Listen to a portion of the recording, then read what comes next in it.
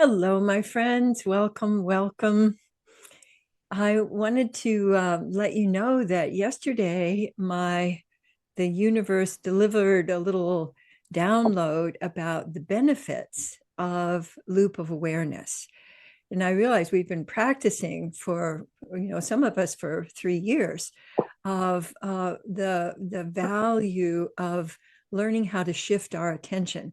And that in itself is one of the benefits that, because we know for our health, our well-being, our connections with others, that circulation is everything. So if we're not breathing, we get breathing. If we're not moving, we get moving, but we can also move our attention. And one of the places where we most get stuck is when our attention gets stuck, like, and we can't, sort of shift it or, and we can't shift it. So just the practice when you're not triggered of shifting your attention refreshes your whole nervous system. And so that was one of the benefits. But what I want to invite you to do is to just practice shifting. And I'm going to share with you these benefits. And I want you to think of where in your life might you apply this. And I'll give you some suggestions. But I realized that my practice of this over many years has created benefits that to me have become sort of invisible because they're choiceless, and then so they all sort of sprung up yesterday. So I'm excited to share them with you. So shifting your attention, which can not only be your visual but your auditory attention and your touch, but shifting that as you're listening to this. So one, when you're stuck at an impasse, or you're like in the middle of a project and you come to that place where you don't quite know what to do next, you don't know where the next step is, or you're in the middle and somebody kind of drops the ball, shifting your attention then is a refresh and reset.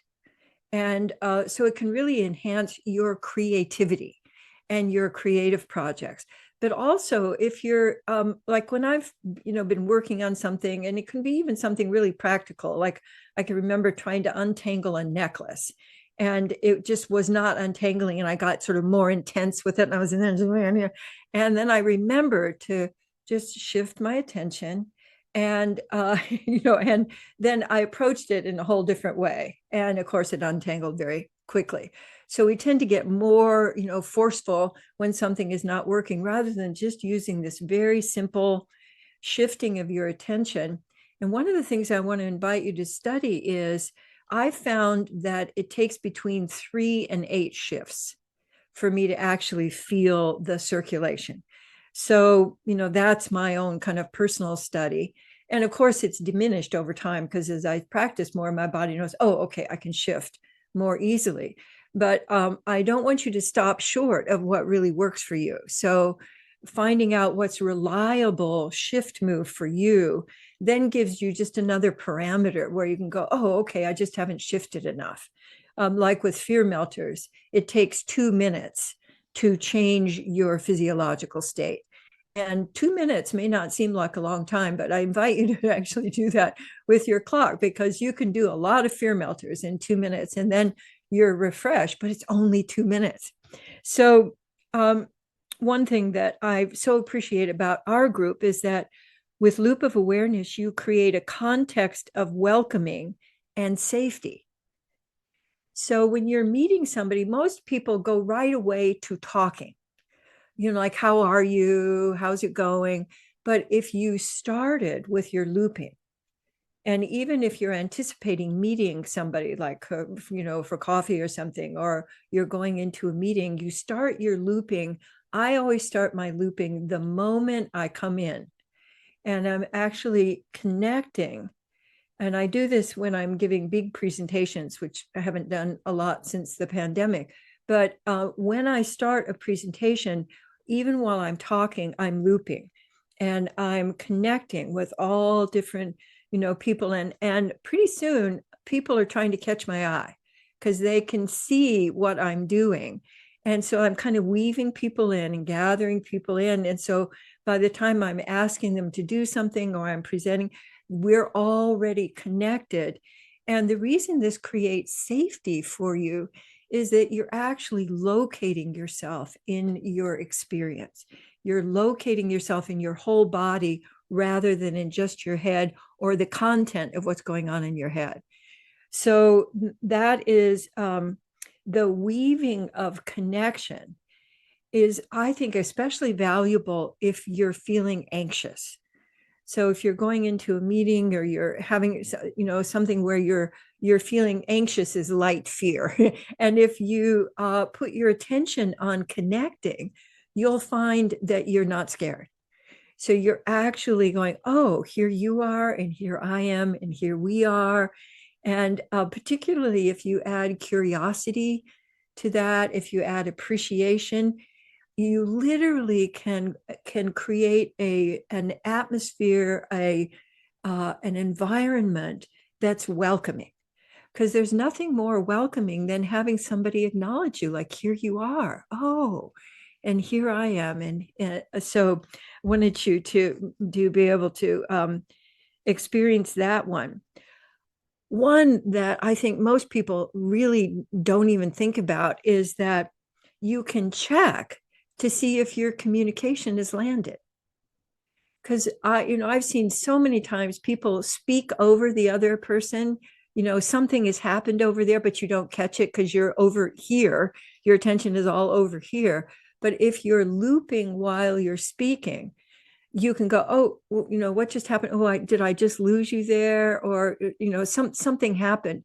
And then that also creates a deeper connection, because very often people won't speak up into just a space, but if they get that sense from you of, or you can say, oh, I just noticed that I was looking at you, my breath stopped, and I wondered what just happened. So it's a wonderful way to check. I use this all the time when I'm in a seminar, because I'll be giving directions. And I'm sure that you have experiences where you're giving directions, or here's how you do this. And if you're not doing loop of awareness, you can leave the person, halfway through the instructions. And I've noticed, like in seminars, if I don't do this, somebody will get off the train. That if they can't follow you, it's like, and then you've lost them. But if you just have that checking, and sometimes I'll even say, oh, something, I can feel like something got disconnected here. Check and see, is there something anybody wants to communicate? So my even asking and noticing creates that deeper connection. So and it's really kind of magical. But they all come out of loop of awareness. And one thing that I have started to notice in recent years is that I can catch emergence. So when something is just blooming, something is just budding, a question or a feeling is arising, or somebody is just about to shift, or just about to discover something. And when I notice that with my own loop of awareness, I may not even need to say anything, but I'm noticing something is emerging. And then my questions or my directions, or even how I'm using myself, can start shaping to that.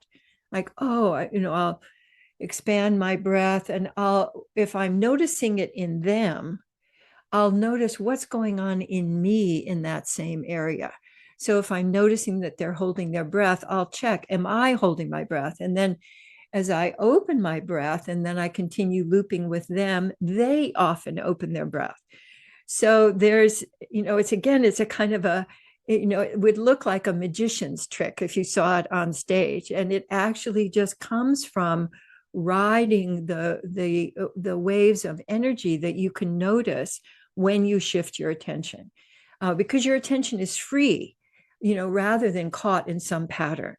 And so being able, very often if someone is in some big thing, they got some, thing that they're dealing with and it's weighing on them, they've probably reached their limit of what they can do with their own individual energy. And when you add your energy to that, then there's more fuel for discovery. And I just find that extremely, it's really touching to me. And also, I don't have to figure out what's going on. If I be with the energy and I be with my attention, then it emerges from inside rather than let's figure this out and what really happened here. And that kind of linear thinking is not the way the body works. The body works by meandering all around and following the waves of energy and then jumping. And so your loop of awareness can contain all of that, which allows both you and whoever you're interacting with to open up more to their whole body thinking, not just their head thinking. So check and see how you're doing with your loop of awareness now. This is, looking at particularly, is there, a situation or an interaction that you're either going to be interacting in the not too distant future, or something that just happened that isn't quite complete? What would happen if you added just loop of awareness to your consideration of that? Because so sometimes I'll do this loop of awareness just in preparation. So I'll be imagining the other person, or I'll be imagining the audience. I'll do this sometimes for, if I'm doing a Zoom call, where I'm delivering content like now, and I'll do some preparation of, and when I'm doing loop of awareness, I get ideas. I will get ideas of like an image or a story of mine that might make a difference, that will then again help to relate and connect. But all of that comes from the inside, and it comes from an open space inside that loop of awareness creates, rather than working on it. So the more you do loop of awareness, the less you have to work. And to me, that's just a huge benefit, because you really don't have to prepare. Like for something you're presenting, you already know that content. But if you get stuck in the content, you're going to miss the whole purpose, which is to deepen the connection and to deepen the creative collaboration. And I've forgotten that, because I used to be kind of an agenda police. Like if we're not meeting the agenda, we have to move on, and someone would have a question or something would be emerging, and I would kind of like, oh, come on, hurry through it so we can get to the agenda. But now I realize there is no agenda other than what is happening. And loop of awareness allows you to be present with what is happening, so that you're actually here, and whatever is useful will emerge, rather than we have to make everybody stop and go to the agenda, and all everybody's creative energy stops. So it took me years to learn that. And so what it's given me, and I think what it'll give you, is just more flexibility. Because I think all of us, when we're delivering something, we want to make sure we're delivering lots of content. And I just want to let you know that if you deliver your presence, that whatever content you deliver is going to be amplified and really be received, like water soaking in, rather than water just running off. And the other thing I have found, and I invite you to look at this over time, is that my intuition has not only expanded, but it's gotten really precise. I mean, and just very exciting, because I'll check it out sometimes, if with the evidence of something that happened. And being able to use your intuition to develop it and to use it is such a support for your cognitive knowledge. It's not as if it has to be one or the other, but I find that my intuitive knowledge helps me with timing. So I don't land a big truth bomb on somebody, when they're in the middle of, they're not quite aware of it or ready for it. So the practice over time of loop of awareness, I found, has so many benefits, but they really all lead to my trusting presence, my trusting that if I just drop into presence, mine, and the others and the environment, because I'll also tune into when my attention goes out, it includes what's going on in the environment. And all of that supports your being with what is occurring. And when you can be with what is occurring for you and for the other, there's something really magical that happens. And I want everybody to have access to that. And so I know some of you have, I've been looking at your gorgeous faces for 3 years now. And so, I'm particularly interested in, like, Kathy and Marion, that where are you noticing that the loop of awareness has been benefiting you? Because as you notice that, then it deepens it for all of us. So it also makes it, that we all really have the same consciousness. And as I open up to consciousness and letting that flow through me, then it awakens and invites yours. And then we all get a bigger pool of awakeness, which then allows for more play. So when we have more play, everything gets solved, everything can open up rather than we got to work on stuff. This is really hard. And I think that right now in the world, we need a lot more play. So, you can be in the middle of, sadness, there's so much chaos going on right now, but loop of awareness creates coherence. So no matter what else is going on around, you can be a source of coherence and locating and safety. So I wanted to deliver that to you. It was only 2 minutes over my 15 minutes, but I got so excited also because, I hadn't had, I occasionally get, well, actually, I regularly get these downloads, but I hadn't had one for a while. So I was so excited to share that with you. So thank you for being here with me. And I chose a card today that, for those of you who may be new, welcome. And after we do Loop of Awareness, I share an integrity card from our integrity deck, which is, if you put Loop of Awareness together with your integrity practice, whoa, the alignment that you're going to get about moving through the world with more ease and flow and making decisions that really support you, and opening up more of your creative power. So Michelle, how about we bring the picture up so people can see it? And what I've been doing is asking you to tune in. So you're going to do your loop of awareness with the card. So you'll look at the card and then you'll bring your awareness back to you and just notice, body sensations. And then you bring your awareness back to the card. And I just realized that this is one of the first times that I've noticed the eye, in the bottom left-hand corner. So every time, and I helped create these cards. So you can keep discovering new perceptions.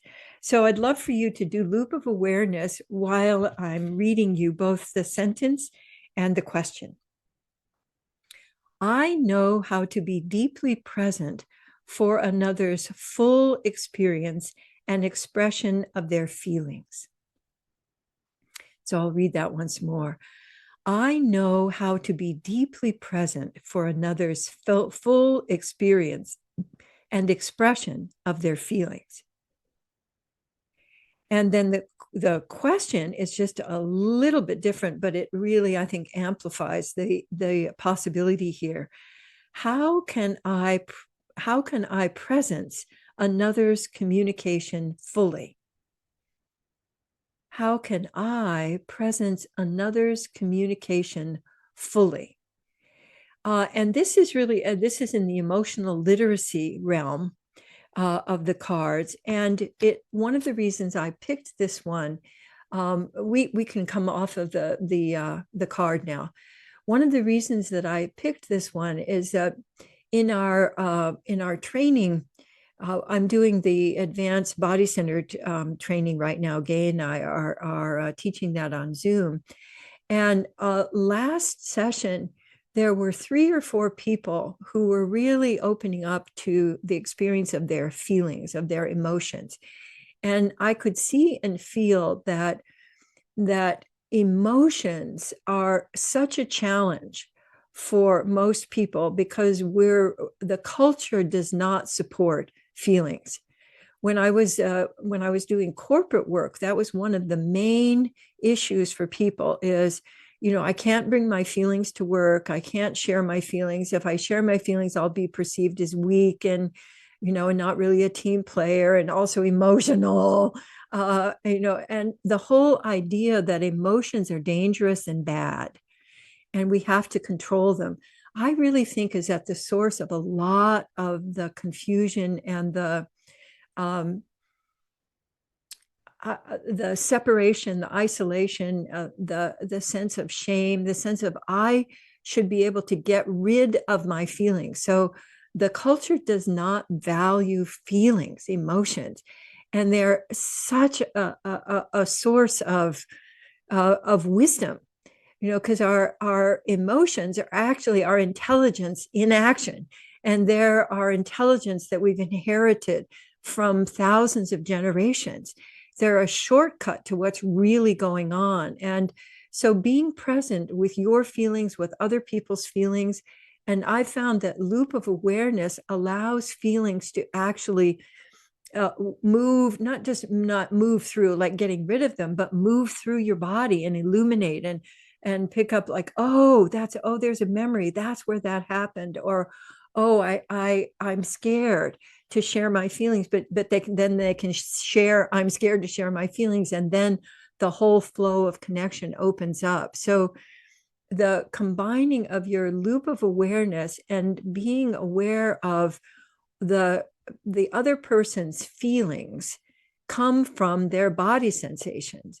And so as you're able to be with, like, over the years, I've learned how I can be with, people have done all kinds of emotional revealing around me, and my own equilibrium, my own ability to presence, I can be with that. They can have big stuff that comes through, and it comes through efficiently. So I've never seen anybody, even dealing with big, like someone, dealing with their whole family was lost except their little brother in the Holocaust, and them opening up to their deep feelings about that took about 20 minutes. The resisting of your feelings can take decades. I've seen people resist the truth of their own emotional responses for decades. And when I've had the opportunity to be with somebody when they open up that logjam, it's just the most magical, satisfying, and I can feel tearful just thinking about it. To have someone reclaim their feelings, reclaim their emotions, as this is the most essential part of being human. And I think part of what's going on politically right now in our country here is that there's a pathological lack of feeling. And so what each of us can do to open up to how valuable feelings are. I let myself cry in public now. Just, something comes up, I just share, I'm so touched by this. I'm so affected by it.